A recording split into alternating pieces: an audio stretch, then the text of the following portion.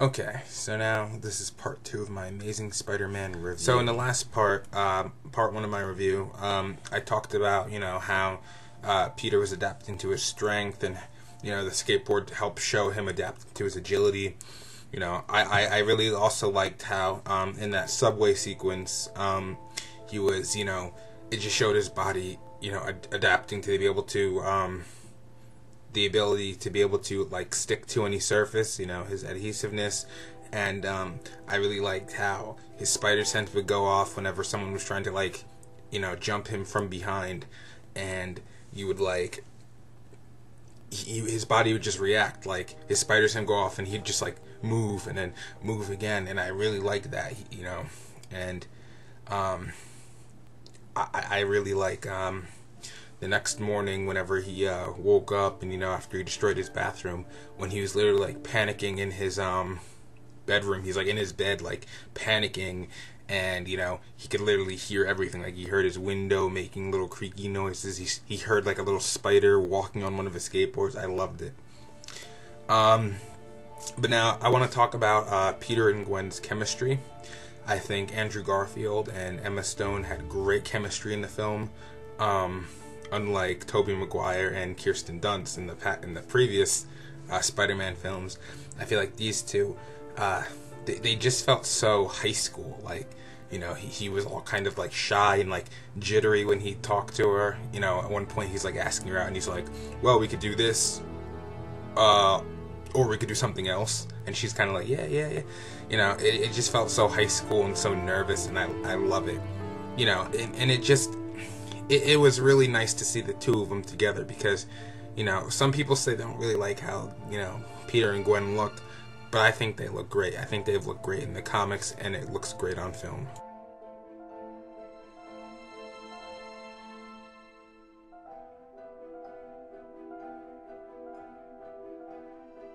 Then we get to Gwen's father, played by Dennis Leary, who, let me just say, he was literally the perfect casting choice.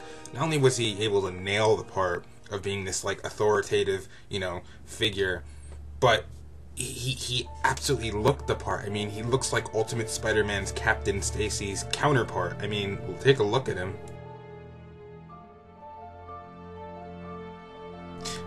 Him and Peter have some really good dialogue and some really good banter, especially at the dinner table scene where Captain Stacy's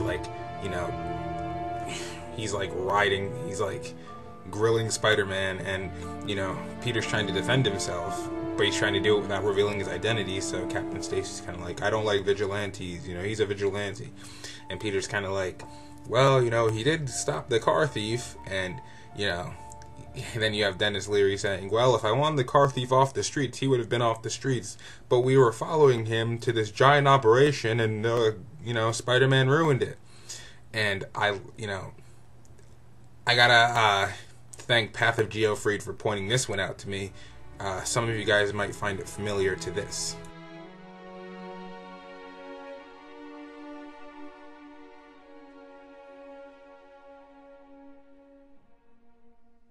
Also, on the note of Captain Stacy, I love that beautiful scene towards the end where you see Spider-Man, he got tased, so he fell from mid-swing, and he's just kind of sitting there in the middle of the street, and there's all these cops surrounding him, and he has his arms cuffed. I love that.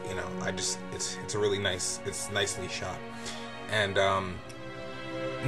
speaking of shot, a lot of people say that him getting shot in the leg and or getting tased, they say that was a really cop-out scene on the director's part, because they're well, Spider-Man's agility, should prevent that kind of thing from ever happening. I mean, how could he ever get hit by a stray bullet? That's really, poor writing. I mean, yeah, who's ever heard of Spider-Man getting shot in the comics, right?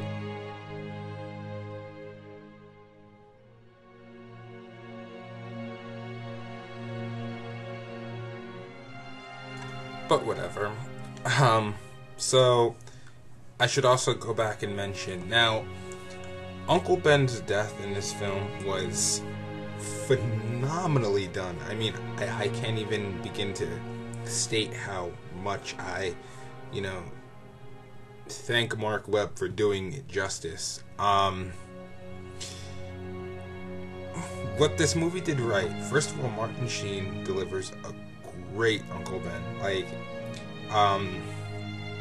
some people are like, oh, he doesn't really look the part, you know, whatever. But he could act the part, and you get really attached to him because he's like this really nice father figure, slash, you know, he's just, and he's kind of a smart ass himself, you know, and he's like, when Peter's talking to Gwen, and, you know, he's kind of like, he's got you on his computer, you know, it's just, you get so attached to him. So when he finally dies, it's just so powerful. And, you know, the scene right before, you know, the one where he dies, where he's, you know, arguing with Peter in the house. A lot of people call that, you know, they're like, oh, well, they made Peter too angry. I mean, he treats his aunt and uncle like shit. Yes, again, another thing that was in the comics. He didn't treat him like shit. You know, he's just a teenage guy going through teenage problems.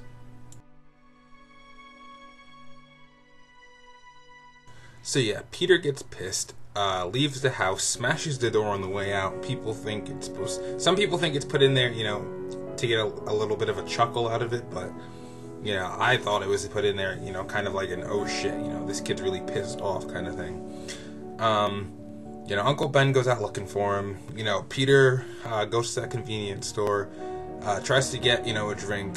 The guy basically gives him shit over 2 cents. Now, I know a lot of people have a problem with this. I saw a review. Someone did a review. I don't remember who it was, but someone did put it in really good terms. They were like, well, you know, it's a guy working like a dead-end job. He's pretty much like a loser. So he's trying to, like, abuse the only power he kind of has in his life. I think that's put phenomenally. Like, that's pretty much how it is. You know, you just have this asshole guy, and we all kind of encounter these asshole guys. But yeah, you know, gets ripped off. Got the, the guy kind of, the thief kind of walks in, knocks the thing over. The guy's kind of like, really? And then, you know, while he's like picking the shit up, he like robs the money and walks away, or, you know, walks out. Also, he throws Peter the milk, which I thought was pretty funny.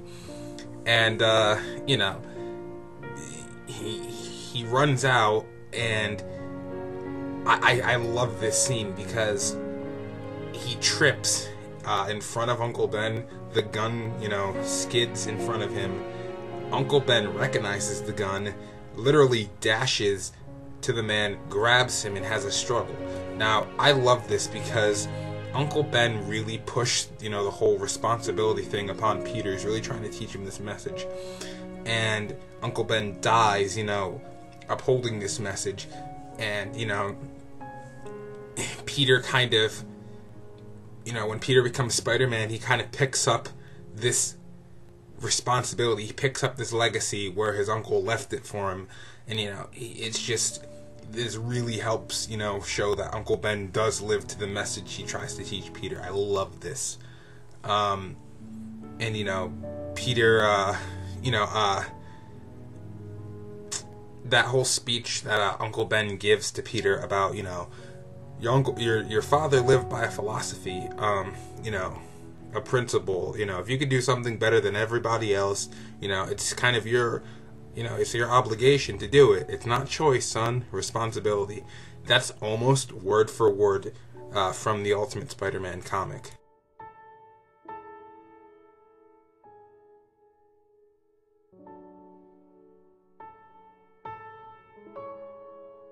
I think they handled Uncle Ben and his death and everything surrounding him just really well in this film.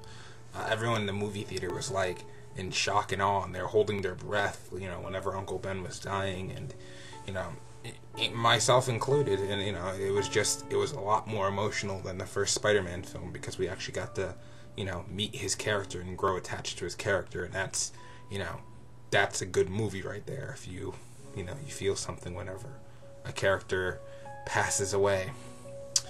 But